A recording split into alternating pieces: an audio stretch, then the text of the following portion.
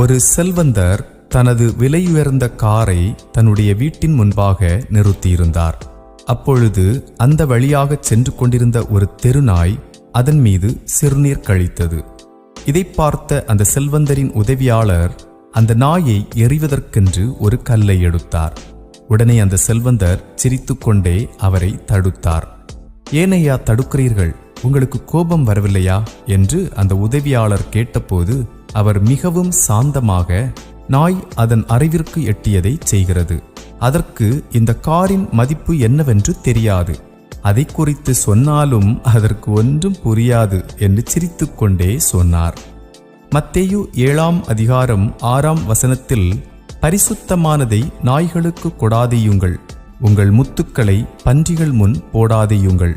போட்டால் தங்கள் கால்களால் அவைகளை மிதித்து திரும்பிக் கொண்டு உங்களை பீறிப்போடும்" என்று சொல்லப்பட்டுள்ளது.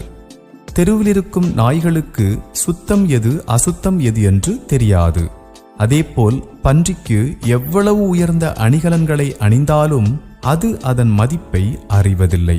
பன்றியை கழுவி நடுவீட்டில் வைத்தாலும் அது சேற்றை தேடியே செல்லும் என்ற ஒரு பழமொழி நினைவுக்கு வருகிறது.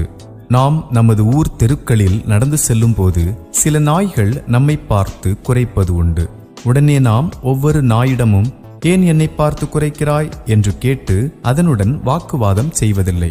"நீ இப்படியெல்லாம் வழியில் போகிறவர்களை பார்த்து குறைக்கக்கூடாது" என்று அதற்கு புத்தி சொல்வதும் இல்லை. புத்தி சொன்னாலும் தெருநாய்களால் அதை புரிந்து கொள்ளவும் முடியாது. அந்த நாய்களோடு வாக்குவாதம் செய்தால் அவைகளுக்கும் நமக்கும் எந்த வித்தியாசமும் இருப்பதில்லை. நம்முடைய லட்சியத்தையும் நம்மால் அடைய முடியாது. உங்கள் மதிப்பை அறியாதவர்களுக்கு உங்களை பற்றி புரிய வைக்க நீங்கள் பிரயாசப்பட்டால் அவர்கள் உங்களை அவமதித்து கேலி செய்து கொண்டே இருப்பார்கள். நீங்களும் உங்கள் நேரத்தை தேவையில்லாமல் செலவழிப்பீர்கள். உங்கள் வேலை என்னவோ அதை செய்வதில் மட்டும் கவனம் செலுத்துங்கள். அவர்களை கண்டு கொள்ள வேண்டாம். நம்முடைய மதிப்பை அறியாதவர்களோடு நம்முடைய நேரத்தை விரயம் செய்வதை விட்டுவிட்டு அவர்கள் நம்மை அவமானப்படுத்தும் போதோ அல்லது கேலி செய்யும் போதோ அதை புன்னகையுடன் கடந்து செல்வதே சிறப்பு.